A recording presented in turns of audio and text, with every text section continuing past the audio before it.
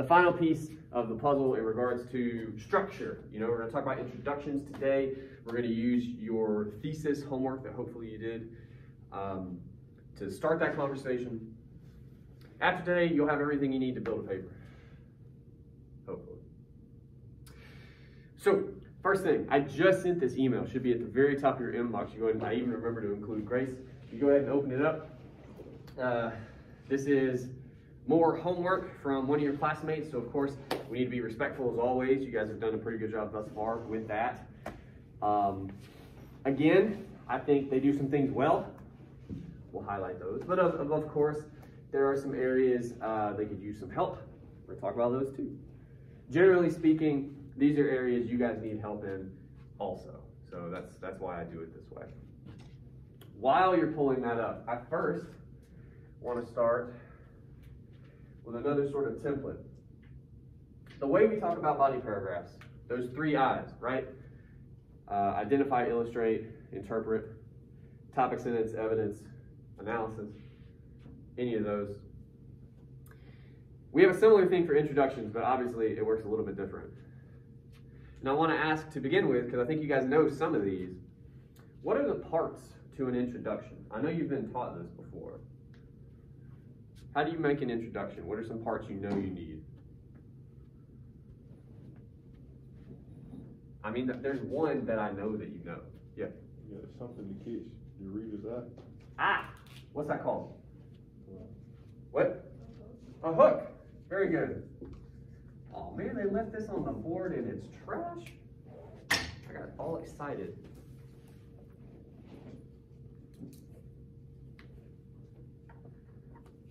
Nothing with a trash ass marker. All right. Yeah, a hook. Now I always put a question mark after that because a hook is actually optional. You don't have to have it. You guys like to have it, and if you do it correctly, it's good to have because it does catch the reader's attention, which is nice. Way to start. For instance, does anybody remember, you could argue, Ansari starts the book with a hook. How does he grab your attention right from the start? Oh shit. That's a pretty good hook. Probably not one you can necessarily, well maybe, use in your paper, but maybe. But that brought you in probably immediately. That first page, you're like, oh shit, okay. What's going on here? Good. Now you guys are pretty familiar with a hook, so I'm gonna keep asking you some questions. What are some popular mechanisms? Like if you're gonna hook the reader, what are some ways you might do that? Did you ask a question? What kind of question? Does anybody know?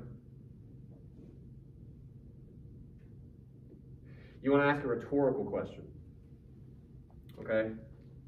A question that doesn't actually require an answer. That's not why you're asking it.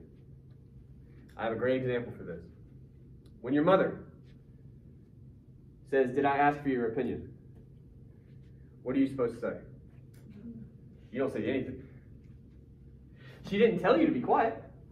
She asked you a question that you would be foolish to answer. That's how rhetorical questions work. They don't actually want an answer. They imply something else, okay? Good. You can start with a rhetorical question. We might today. We'll see. What else can you do? I know you guys know these. Come on. You're going to hook the reader. Very first sentence. What are you going to do?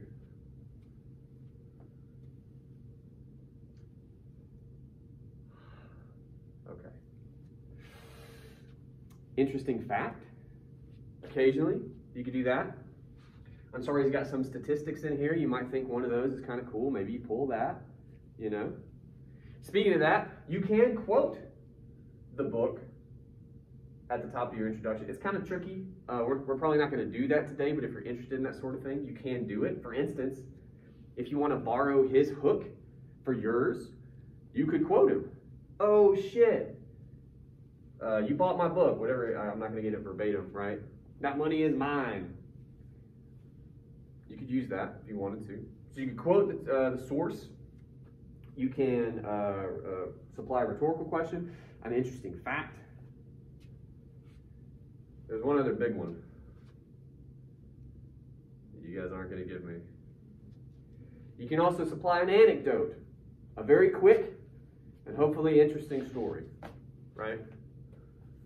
More interesting than my diatribe on Madden and NCAA, right? A little shorter, a little more interesting. Cool. That's a hook. What else do you need? I know you guys know at least one more thing you have to have in an introduction. What happened? What on earth did she say? Good.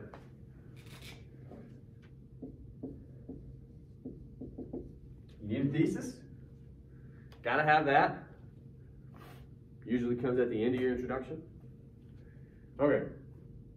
The other two elements, there's 4 in total. Usually you guys, to some degree, know that you have to have them, but you may not necessarily refer to them as this. This is how I talk about them. And everything outside of the hook is required. I just want to make that clear, okay? To begin with,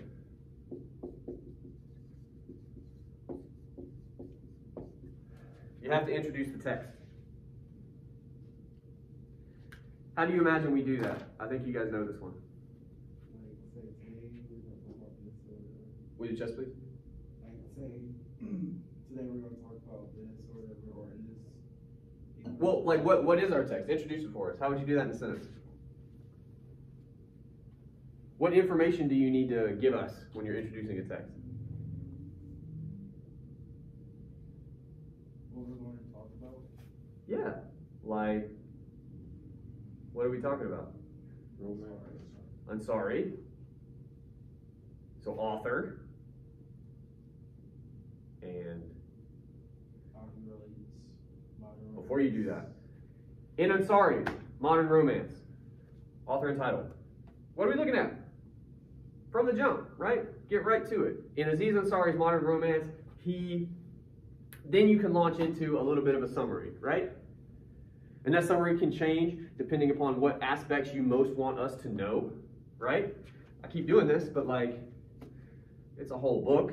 You cannot summarize that entire book in a sentence or two, which is all the space you really have here, okay?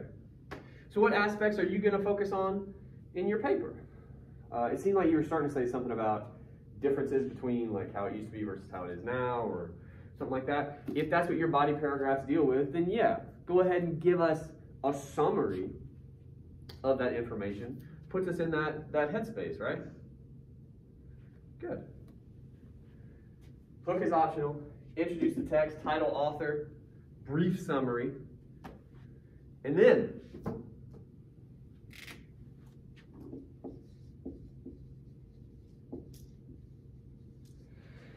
I call this the roadmap.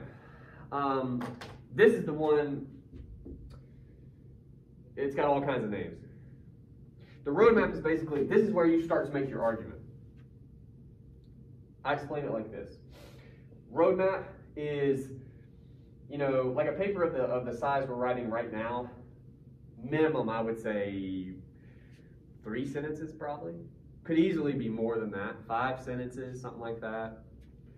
But if your thesis is meant to, in a sentence or two, sum up the entire paper, right? That's a lot of pressure on one sentence. What's that gonna mean? Well, the sentence is gonna be maybe a little longer. And also, it's gonna be a little more general, right? Just by its very nature. If you're gonna sum up 2 to 3 pages, which is our assignment, in 1 to 2 sentences, you're gonna have to be a little less detailed. To help that make sense, you explain those details in detail here, right? If you're focused on 2 or 3 elements in your thesis, will you break down for me, one at a time, how you're going to talk about each one of those details? You do that here, okay? I also call it a roadmap because when you're being this specific, chances are very good this section is going to reflect the body of your paper, right? Each body paragraph should focus on like one particular element in the way that we've been talking about. Well, you're doing the same kind of thing in your roadmap. So it's a roadmap for your paper. Make sense? Cool. All right. Hopefully you've had time to pull up. Oh, I can't do this and talk. Hang on. Is this right there? You mother. There we go.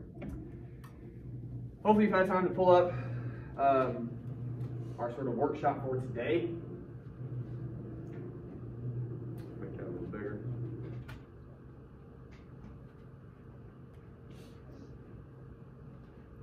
I'm going to have you read it in just a second, and it will only take a second. That's 3 sentences. What we're looking at, though, to be clear, these are 3 sort of shots at a thesis statement. These are working thesis statements. That working is important. That means we all acknowledge they are not perfect. Whatever you turned in is not perfect, which is my way of underscoring for you the fact that you should edit it. You should try to revise. You should think about it when it comes to your paper, okay? This is all rough draft stuff. However, all I want you to do when you read through these is think about 2 things. Number 1, do any of these work as a working thesis statement? We're already saying they're not perfect, okay? But do they sound like a thesis? Do they feel like a thesis? Because you guys are pretty experienced with that. And if so, why do you feel that way? And if not, why do you feel that way? Second question. If you feel like any of these sentences are not thesis statements, do you feel like they could work as something else? At the bottom of everything, we need arguments. We're going to talk about that some today. But I want to see what you guys know. So of the 3 up here, are any of them arguments? We're going to talk about that too. Take 30 seconds, right? Read through these. We'll talk about it. Okay. What do you guys think? I'll let you guys guide us to begin with. Do any of these feel like thesis statements in your estimation? I just want to see where your head's at. I'll say number 1. Number 1. Ansari's usage of comedy. You guys being super fancy again. Throughout modern romance, we need to italicize that.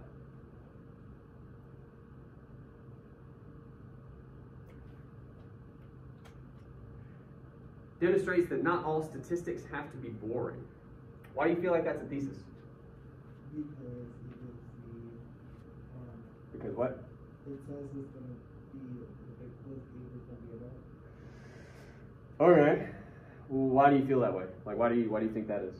Because he said it's like not about statistics. If we have statistics, if we would be bored or whatever. So it's like telling us, okay, we need to talk about statistics or not. Okay. Well, so it does highlight some things we're going to talk about. That's a good start. However, if that's all we do, we're not making an argument, right? What are we doing? If all we do is point to things we're going to talk about. The summary. Is this more than that? That's an honest question. Is this an argument or is it summary? Is it an observation? Sentence number 1. What? What do you guys think?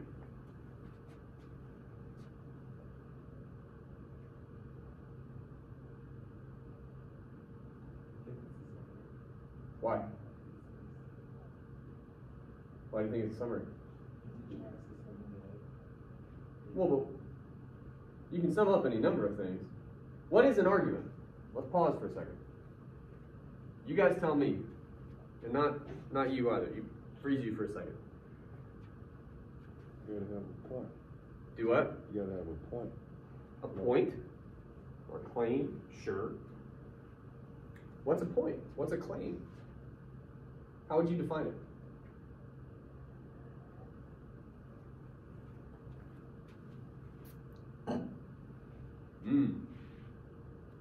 Well, that makes this kind of tricky, doesn't it?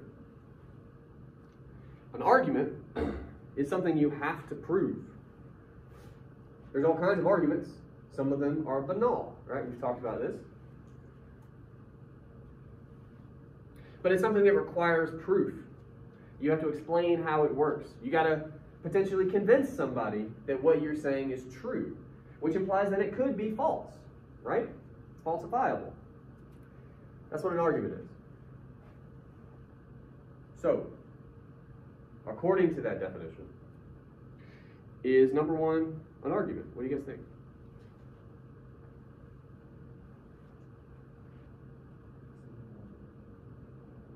You guys speak up though. Whoever that was. I think it was you. It was me, I was just talking to myself. You talk to yourself in the same volume you talk to me. One of those got to get fixed. I feel like he was calling me out. I'm just telling you to speak up, man. It's not just you. Like all of my classes, this is a recent phenomenon. You guys talk to me like you're talking to a buddy next to you. And it's like, girl, we're 20 feet apart. Project. What do you guys think? Might be an argument because they're trying to prove that statistics aren't boring. They're implying statistics, first of all, are normally boring. But they're saying in this case, they're not. Yeah, that's an argument. They would have to prove that. Sure. That's our bar. That's our very first bar. You've got to make an argument. If it's banal, I mean, that sucks, but that's better than no argument at all. Yeah, there's an argument. Ansari's doing something, his use of comedy, somehow makes all these statistics less boring than they would normally be. Argument. Good. We're going to leave number one behind for a second. I want to look at 2 and 3. Same bar. Read 2 and 3 again real quick. Are they arguments?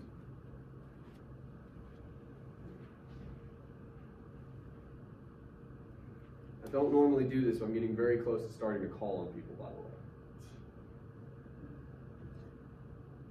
I never liked it as a student. But the silence in here is deafening.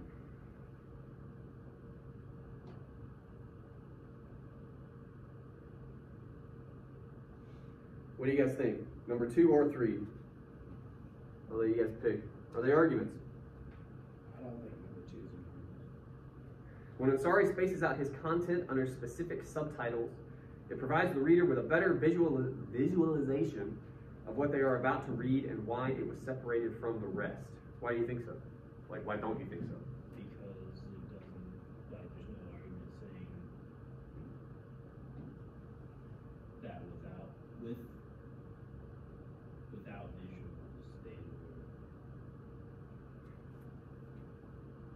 I don't really know what I'm trying to get at. But Hang on. What do you do with this?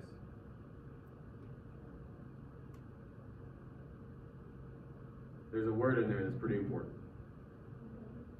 Better. That makes this a what? An argument. You got to prove if something is better. My son, my 5-year-old, is really fond lately of telling me that he loves me, and that's nice. And then he'll pause and go, I love mommy more.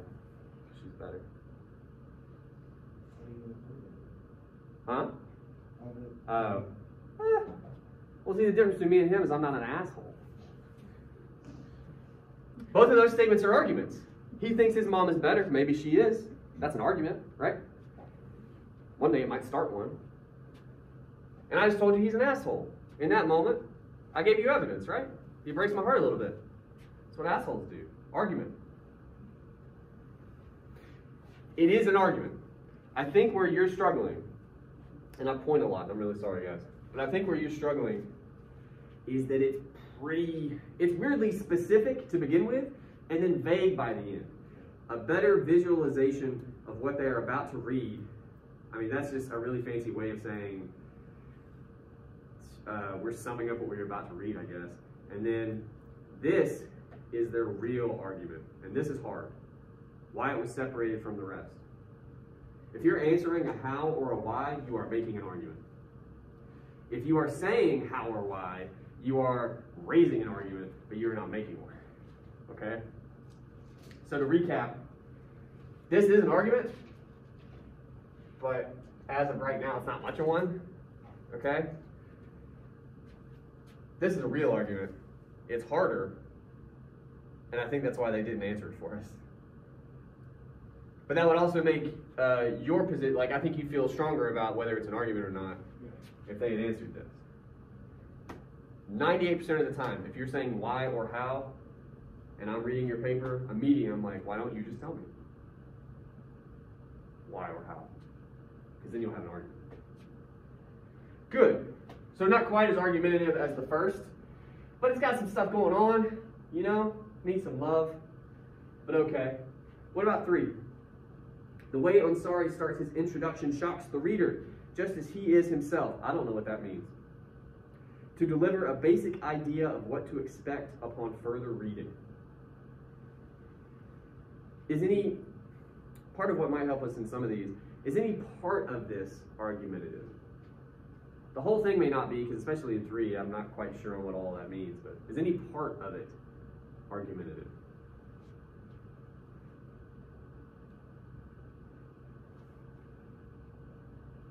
Yes, maybe. So it's a halacha? What'd you say? Yes, maybe. Yes, maybe. Okay. What part? To deliver a basic idea of what to expect on further. Oh, you can. Okay, I don't know what that means. What does that mean?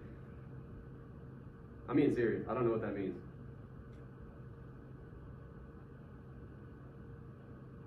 That he expects a different idea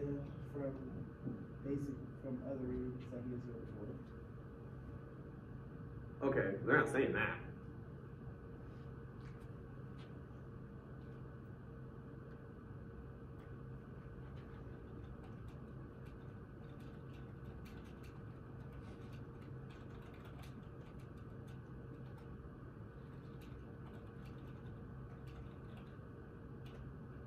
If that is what they're after, and maybe it is, that's hella clearer, right?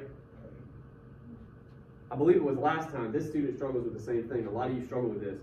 You've been lied to somewhere along the line and told that sounding fancy is what matters.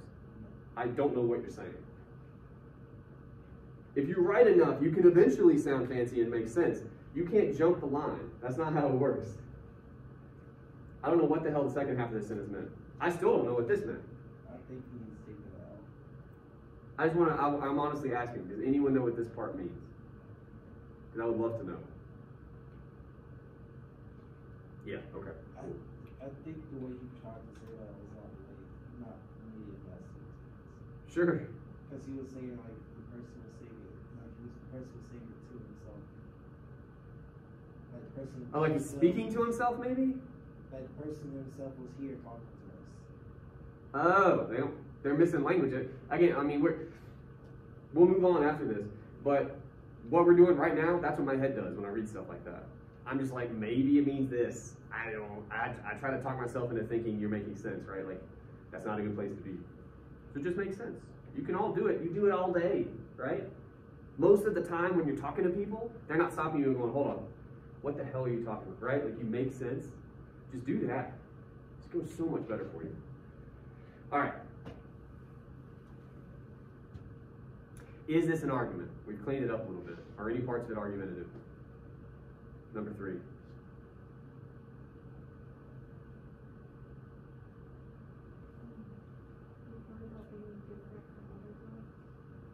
Yeah. Well, I would say this part too. This is banal if it's on its own, but that's an argument to say that the introduction is shocking. And yeah, this bit about being different, I would like to know in what way, maybe. Be more specific, but okay. So all that is to say, at this stage, we have arguments. Cool. So again, we come back to our original question. Are any of these thesis statements? We said at the very beginning, I think you thought number 1 was. Why is that more than the other 2? How does a thesis statement work? I know you guys know this one. You may not be sure of a lot in this class. But for like pretty much all of high school, thesis statements were drilled into you. I agree that number 1 is our best shot right now at a thesis statement. I'm just curious as to why.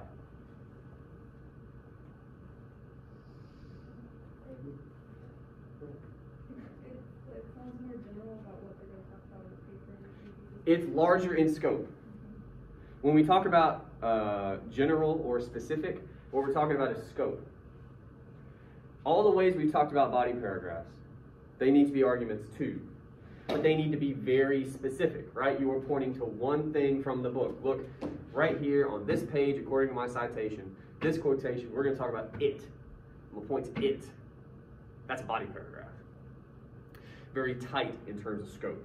For a thesis, sum up your whole paper, already, I would hope you understand, right? It needs to be more general, it needs to be larger in scope. It's going to take on everything you talk about in the paper. It's going to take on more of the book.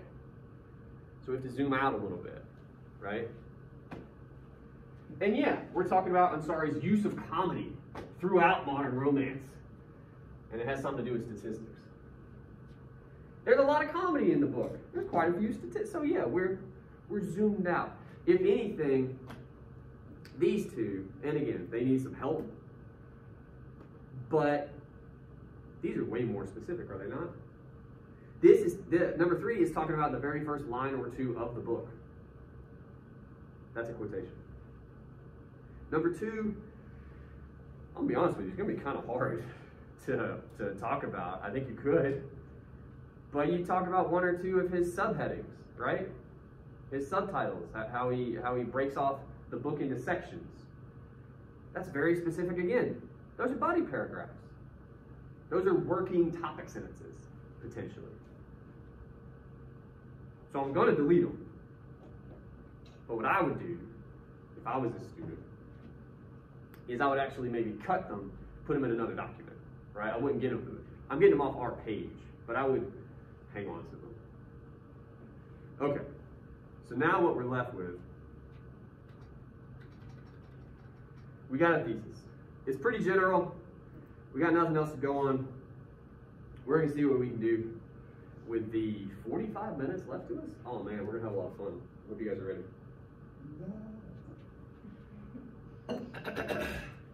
To begin with, and I know it's hidden now behind the screen, but you guys take notes, right? How do we start an introduction? Very first thing. A hook. It's optional, but you guys love them. So let's do that. A hook needs to be entertaining. This is the very first place you guys struggle. You guys think, and this, you think this because it's partially true, but you overvalue. You think that your hook needs to tie into the source text in some kind of way, needs to convey an idea. That is true.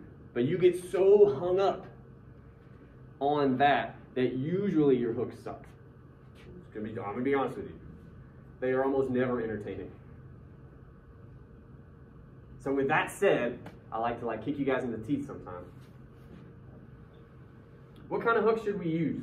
How do we start our introduction if we're going to start that way? We're going to hook the reader in. Can it be a quote?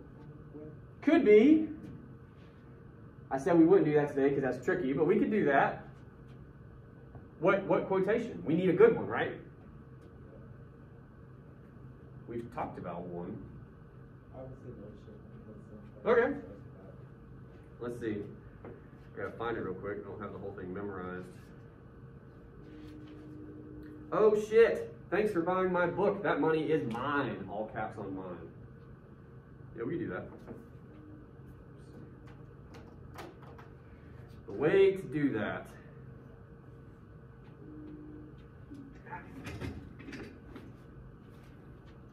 Oh, you want to tab for it?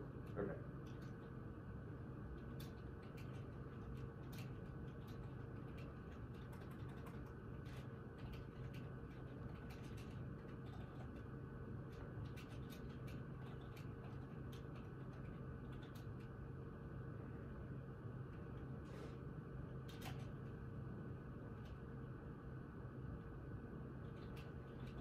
How would you describe this opening to the book?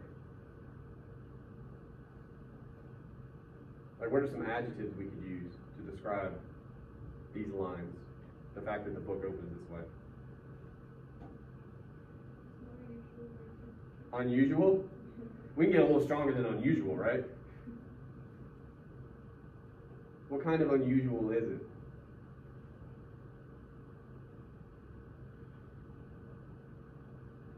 Like, is it gross? That's unusual thing? Is it for something to be boring actually is kind of unusual, right?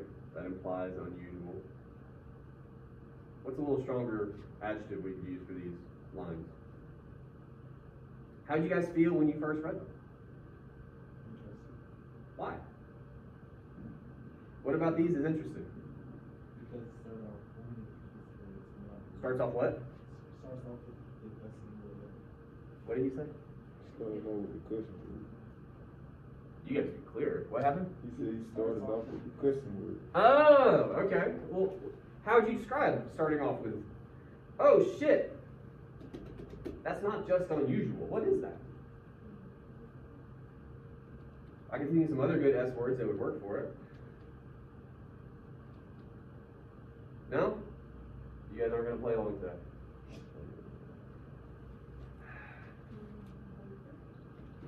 Vulgar. Didn't we talk about that? How that just means low class, as in no money? Did we talk about that? That word gets thrown around. We just hate poor people. All right. Is the surprising opening?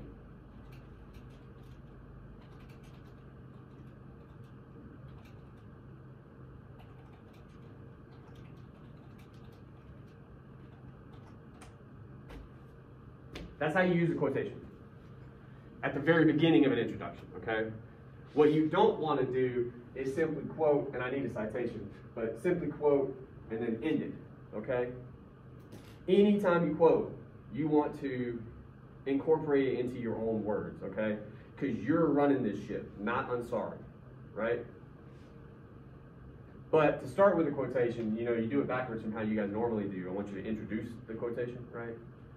But for this to work, it's usually backwards. So there you go. Here's our context, just like we would in a body paragraph. It's a surprising opening to this book. And it is. Best part is, it's a surprising opening to your paper. Most papers I read do not begin with, oh shit. Pretty good hook. Yeah. Okay. Is it page 1? Because there's no.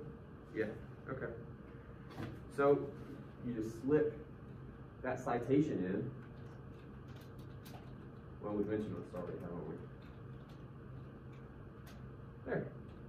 Good to go. Now, next step, and we've already kind of taken care of half of it. We got to introduce the text.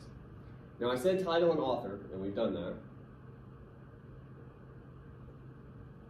We got to summarize a little bit of the text too.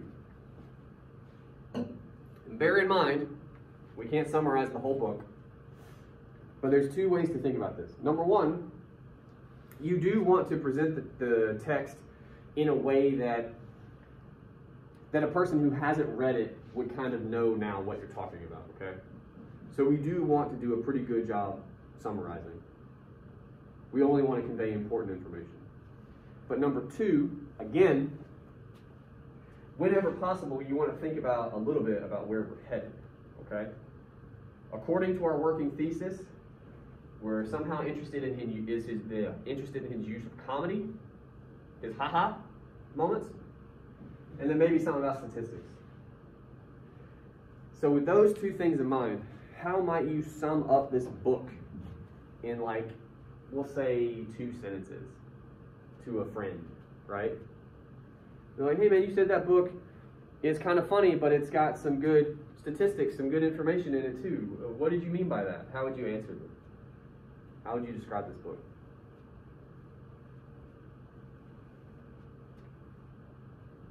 They don't have to be full sentences. I'm just asking for, like, how would you start that conversation with somebody?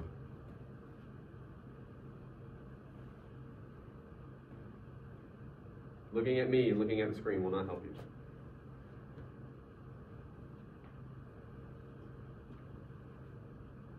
We will wait at this point, by the way. I bail you guys out a lot. I'm going to make you summarize. I feel like you can do it.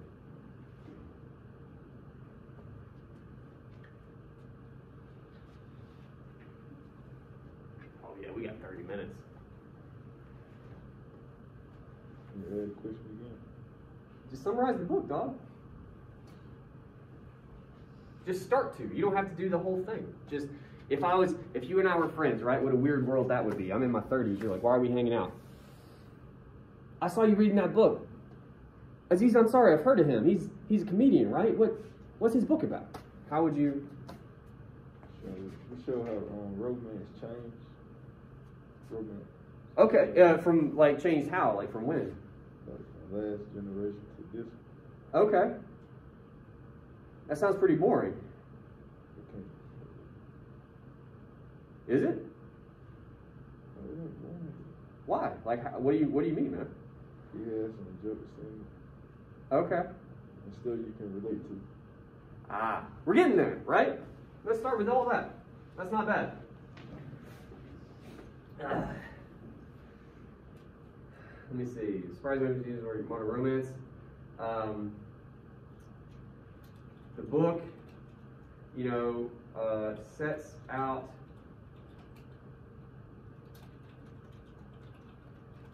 his raiders.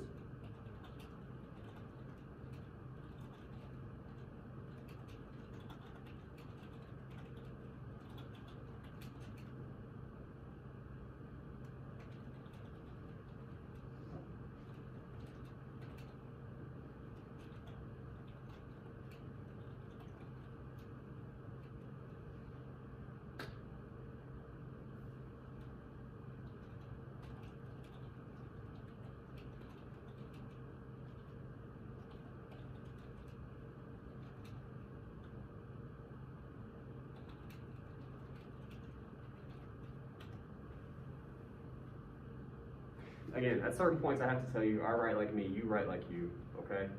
But this is what you said, right? These are your ideas filtered through my brain. That's all you gotta do. That's not bad. Pretty good summary. Does it hit everything? No, it can't. But it hits some really important elements. It's relatively specific. And I think it's on message with where we're headed. Now we have the potential, if we want, and we won't do it right now, we have room for one more sentence if we feel like we got a little more to say. We can go back and do that if we have time. So strap in, again, more fun to have. But this is good enough. Now, we're actually going to do the hard part. I don't know if you knew this, everything up till now was easy. We got to think about arguments. All of you, at least those of you who did the homework, and that is a staggeringly low number.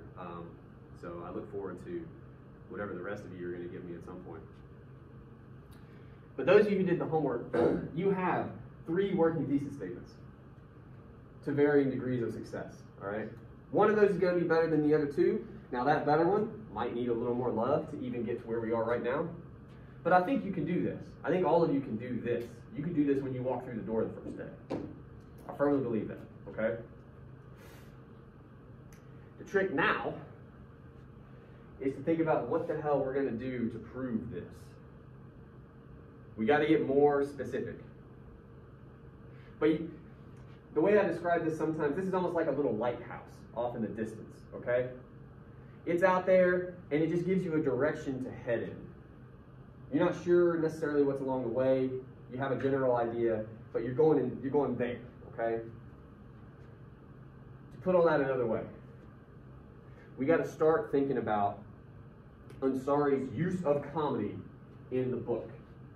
We got to make arguments about it. It seems like our big argument right now is it makes statistics, we'll think about that in a minute, less boring. So we're kind of saying Ansari's comedy is entertaining in some way. Okay, let's start there. Can you guys think of any moment in the book, anywhere, that was like kind of funny, kind of entertaining? Any moment at all. You can use your memory, you can use your notes, you can flip through the book, I don't care. We need a specific moment though, that we can point to. Or a specific element, like a specific thing that he does. Take a minute with that. We're going to need probably 3 of them, by the way, so if you want to build an inventory, you go right ahead. I'll let you guys break out for a couple minutes. Find ha-ha moments. Or tee-hee. I'll accept tee-hee as well.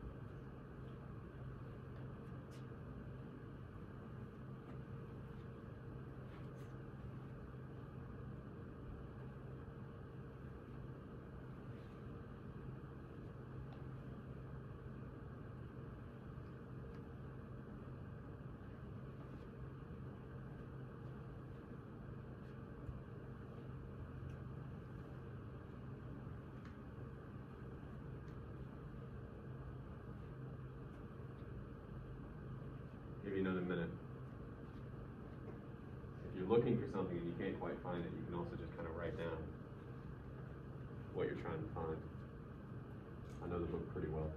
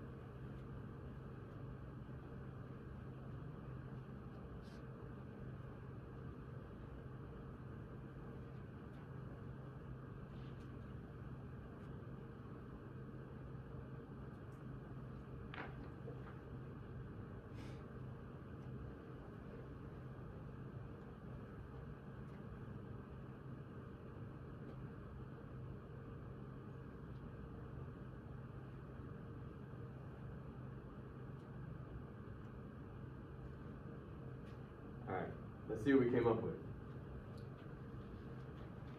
Before we dive into what I'm sure is amazing discoveries from some of you, I just want to say once more, if you struggled with this exercise, this is the part where you really travel back in time and slap your past self for not taking notes, right?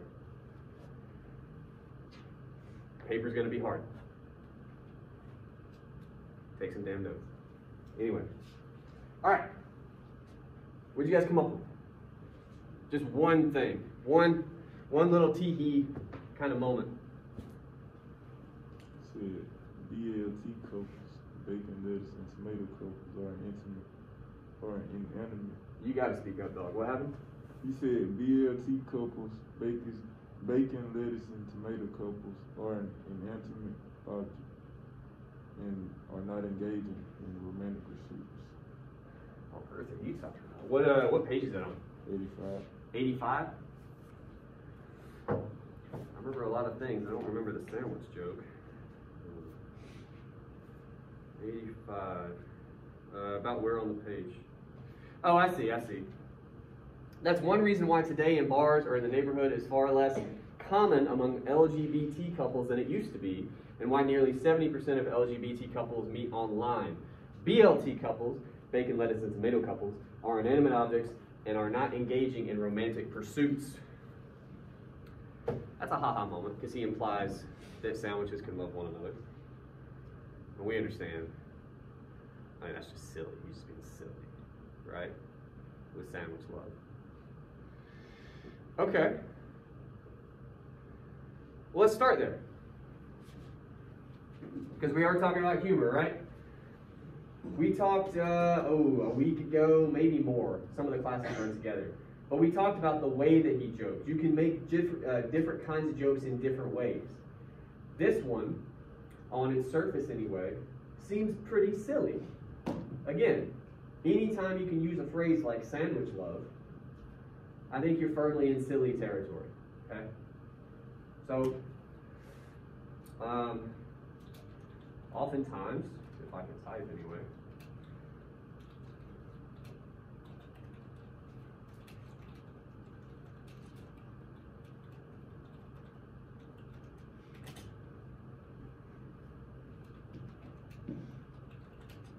such as when what? How would we describe, again, you're summarizing to a buddy. You're like, oh man, I just read this thing in this book.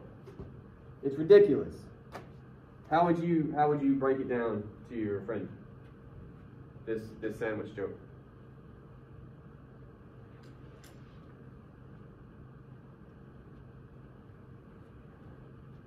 We'll back up a little bit. How does the joke work? Why the hell is he talking about a sandwich? Because he was talking about how different LGBT couples do it. Mm-hmm. Not how different, but he was talking about how LGBT couples used to do it online. Yeah, how it's changed for them because of like technology. How does that get us to sandwiches though?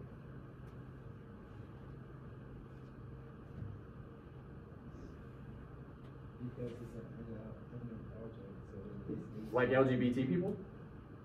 not the people, more of the things. What I'm saying is, how do we move from this group of people to sandwiches?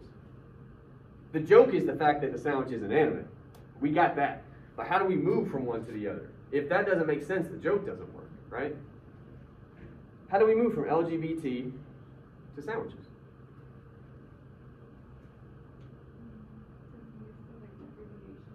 Yeah, the acronym. That's how we do it. That's all. Okay. Delves into some fairly silly territory, such as when he, what? What's he doing with those acronyms? How do we talk about it?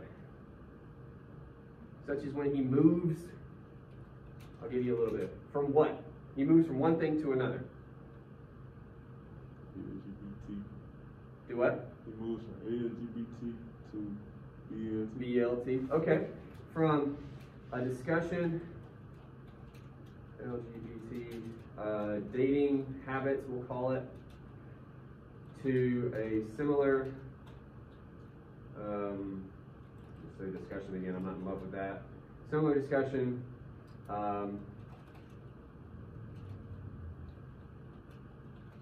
involving sandwiches, BLT in this case. Okay. So what? This is the hard part. We gotta make an argument about that.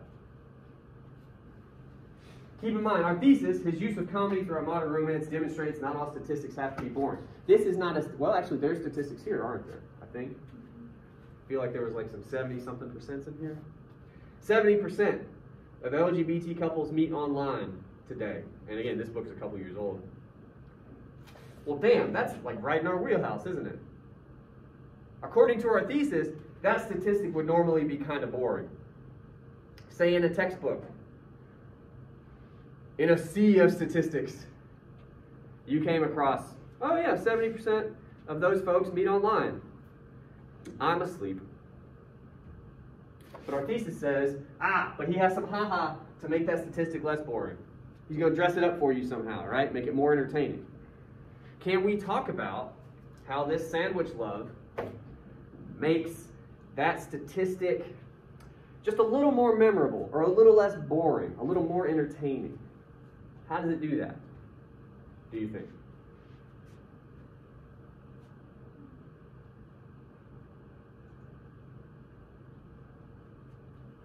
Does it not? That's a fair question. By the way, this tells us we're in the realm of an argument. We're trying to prove or disprove an idea.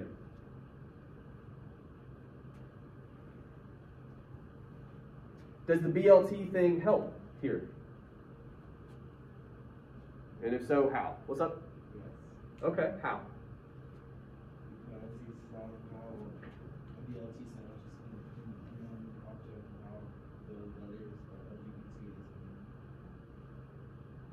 is a what? Is Is animate, is what you said? yeah. Okay, yeah. Okay. How does that help him? Because we got to keep our eyes on the price here. Like, we're effectively saying this joke is going to allow us to hang on to that information more about LGBT folks, or not be bored, which is what our thesis says. It'll be more memorable, or it'll be, again, more entertaining. Is it? This joke about sandwiches next to the discussion of LGBT folks.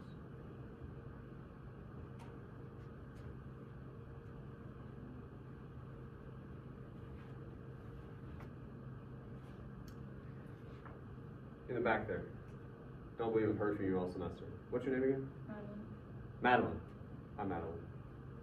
Do you feel like, here on page 85, we have a couple sentences about LGBT people. We have a statistic.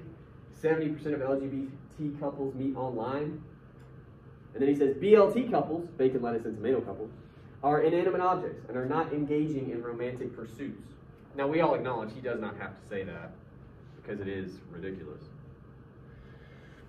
Does that help in some way? Here. Like, why? Another question would be, why do you think he does that? He has to have a reason for that, right? What's he trying to do?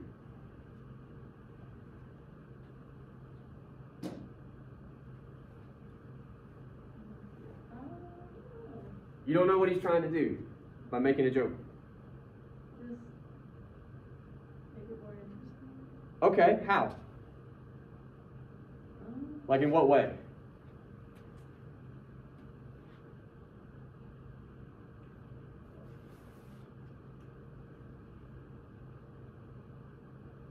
not really good at this. You can't get better at something until you try. We'll put it like that. I'm going to let you off the hook, but that's how it works for all of you. That's how it works for me too. If you just sit there and shut off, you're not going to get any better. That's real. Okay. I think he's trying to be entertaining. Right? You tell a joke, I think most of the time, you're trying to get people to laugh. Okay? Now, we can dispute whether or not it is entertaining. We'll do that in the next paper, the critique. But right now, that's his aim. My question to you is, why is he doing that? Is it purely to entertain here? Some jokes are like that. Is that what this joke is doing? Is it only for entertainment? Or is it for something else too? Well, it's for entertainment, true enough, but it's also trying to catch your attention back because he kind of did that with the LGBT thing, so he's trying to catch your attention. I heard some of that. What about catch your attention? Because I guess in a way he realized that he probably lost you with the whole system. Why? Why do you think that? I'm not disputing it. I'm just like, we got to put it into words, right? Why might he be worried he's losing your attention or whatever? Okay, statistics are dry by their very nature, right? A little more boring. Here we have a haha moment. Try to bring you back into the game. Sure. You could just say that, right? This isn't hard. I mean, sometimes it is, but I know all of you can do that, right? Madeline, you can do that. You had that clanging around. You just didn't want to tell me. This is one of, or rather,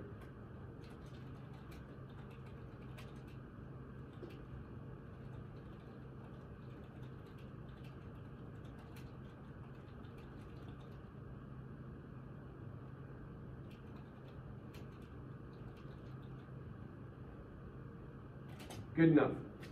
I think we could go further because I think you're onto something with him pointing out that sandwiches are inanimate, which of course implies that LGBT people are not inanimate,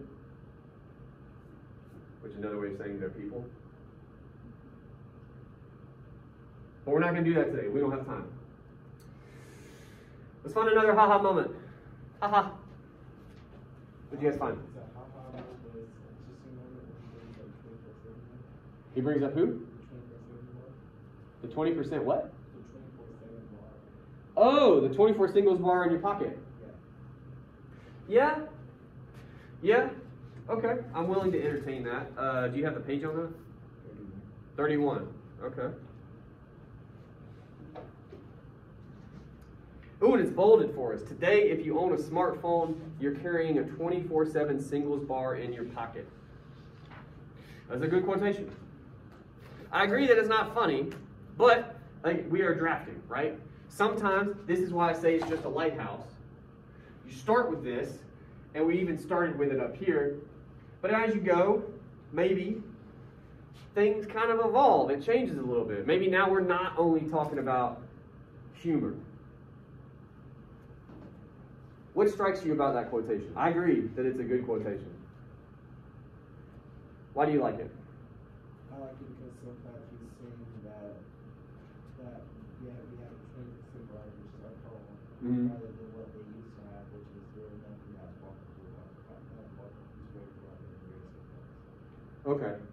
We'll start with that. We need one more thing, but we'll start with that, which is the idea, right? And it's a true one, and it is interesting.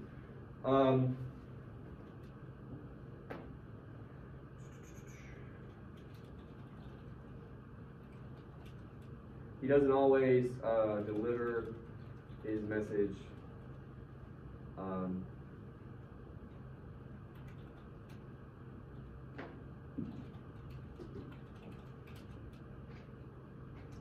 I've already said it, you guys don't care. As he also, he tells us something interesting, but I keep coming back to, it's not just what he says, right? It's how he says it. The reason that quotation works, and it's like memorable, is the 24/7 singles bar in your pocket. It's how he says it, right? So he brings up metaphors in a way. Okay, already, that's much more specific, right? Good. I think we could be more specific still. What kind of metaphor is that one? Because again, when it comes to a body paragraph, we're probably going to quote it, so we can get as specific as we want here to talk about that one metaphor. Because there may be others in other body paragraphs we want to talk about that are different. What kind of metaphor is this? 24/7 singles bar in your pocket. He's saying your phone, which is right there for me.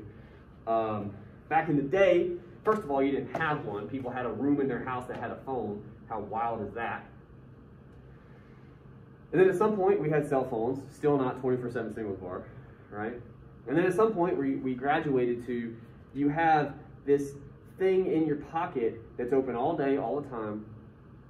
People used to have to go to those places. You have to like get up and get dressed, maybe brush their teeth, you know? It was a whole endeavor. But now, you got it right there. That's how his metaphor is working. What's that metaphor dealing in? We can maybe start there.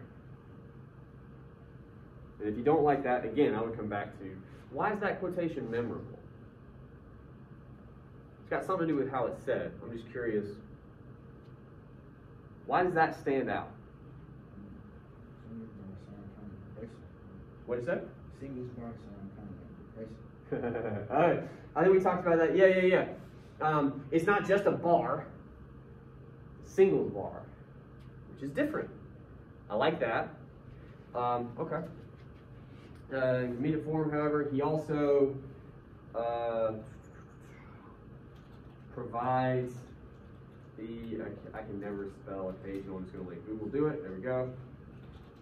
The occasional metaphor, sometimes a little depressing. Which what? We've described what we're looking at now. In our body paragraph, we'll quote it. We'll get even more specific. But here, we are hardcore gesturing toward what seems like it's going to be our second body paragraph, this depressing metaphor. Which does what? Because maybe it entertains like the joke did. Which describes something like a phone in an unusual way. Sure. Let's get a little more specific again, though. It describes your phone in a apparently depressing way, right? Why does that matter to us? Why do we care if Ansari takes one element of our phones and describes it in a depressing way? Why do we care? I think we do.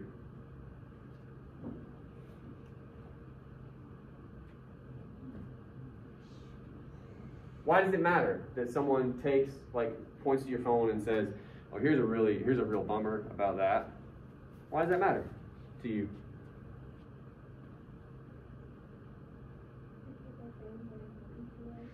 Yeah. You're on them all the damn time. Some of you are on them right now. Yeah. I see it. I can't stop class every 3 seconds. Yeah. And if some major facet of that technology that you're just like so plugged into all the time is kind of depressing, that should matter to us, right? Good. Not good, but you know. Which resonates. Ooh, that's a good one. Which resonates to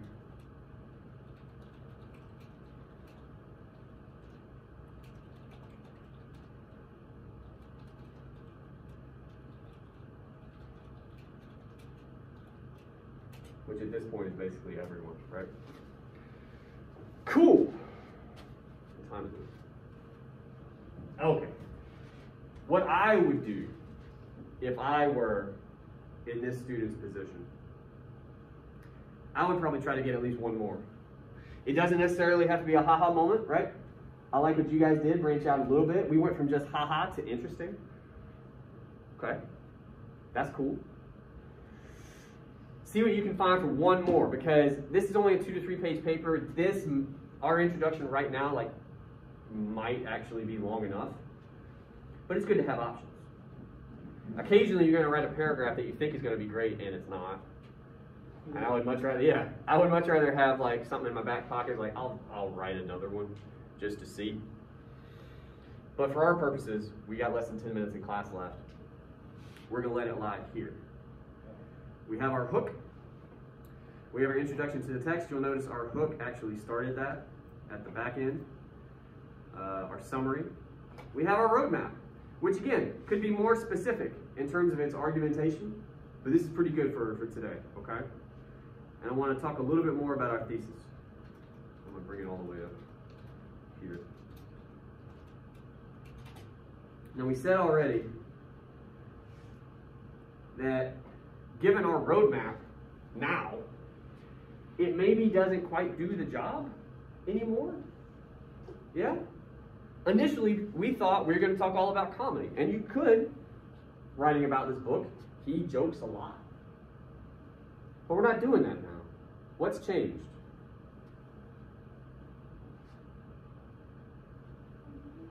What happened? Yeah. But in what way? Because you're not just talking about comedy, but something Interesting. That's a little more broad.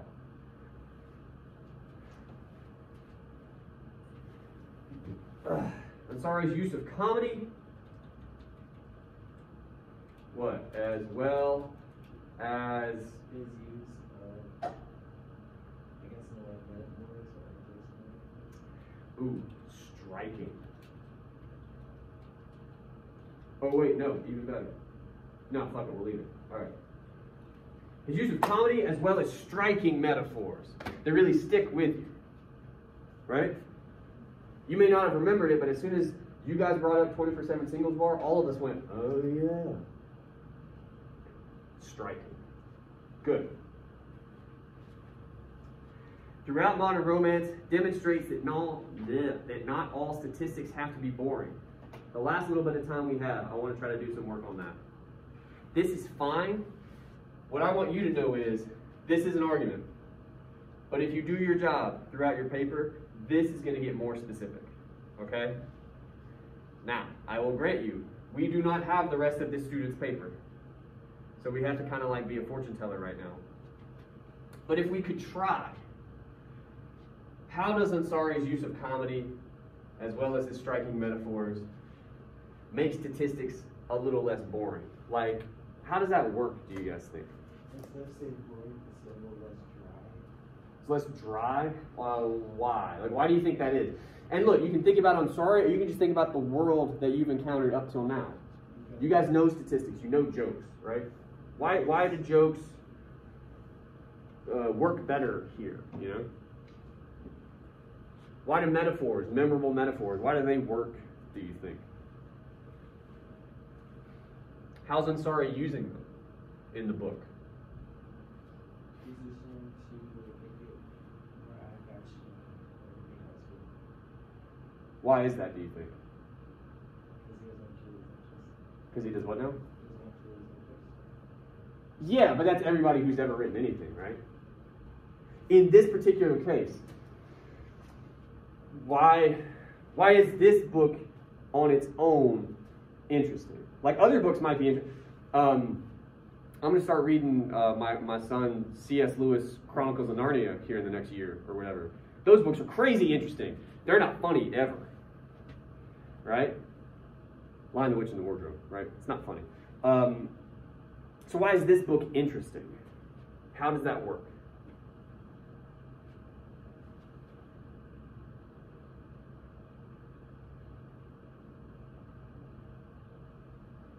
No shots. Do you guys happen to think this book is interesting? Why? Stop looking at the screen. How so?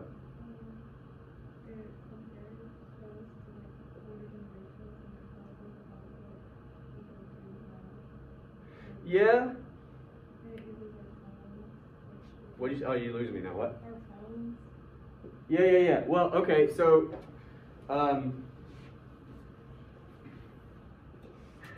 by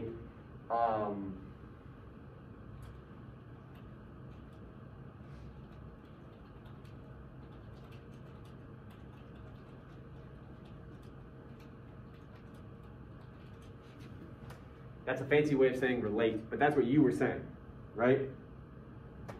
He's taking all these other things, especially when he's talking about the past, that even I sometimes have a hard time maybe picturing, you know? I wasn't there either.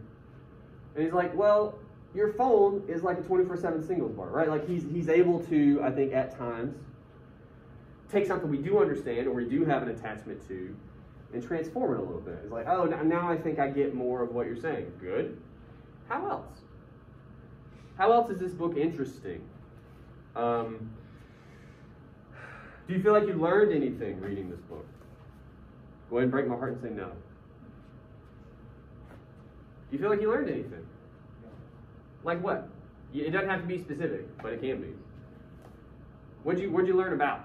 Like how generations different ways. How so? Because I was before these phones just get to the world where they have actually been able to see those. So you're kind of there's a curveball in conversation with his topics, and by helping us understand that our world is one of convenience.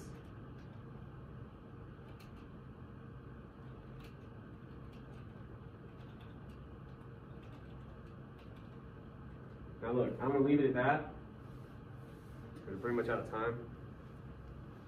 But I think there's more to be said there. I think part of what the book does is it does help illustrate for you guys that via technology, the world is a much more convenient place, right? The issue with that argument on its own is that it's kind of banal, right? We get Amazon packages like once a week. That's convenient as hell. But I think the book does something else at times. For instance, the 24/7 singles bar.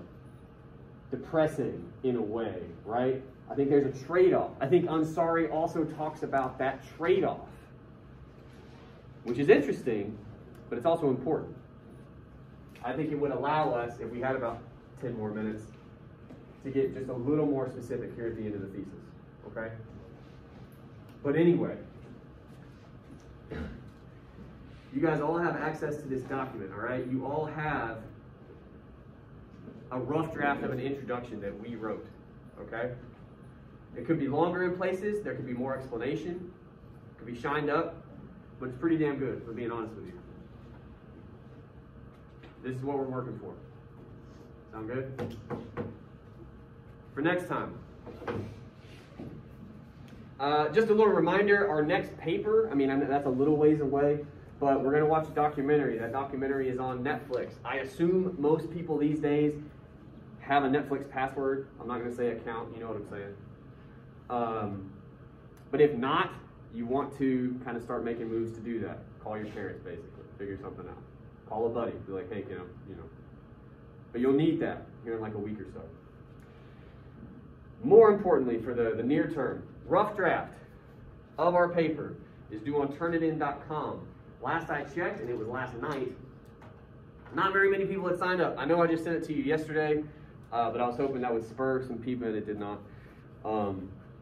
You want to do that before you start turning stuff in, okay?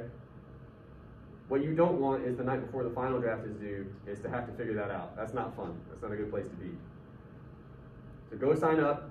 If you have trouble, you may hit me up. We'll sort it out, okay? Lastly, no one's going to SI. You may want to do that, especially if you feel lost or if you feel like you don't have some of the answers in class. Grace is pretty good with that stuff. She can help you with some of that. When's our next session? I know Monday is the face. Tomorrow. What? 9:30 to 10:30. 9:30 to 10:30. That's online, yes? Mm-hmm. Through CourseDen? Yes. Okay. All right. I'll see you guys in a week. Thank you.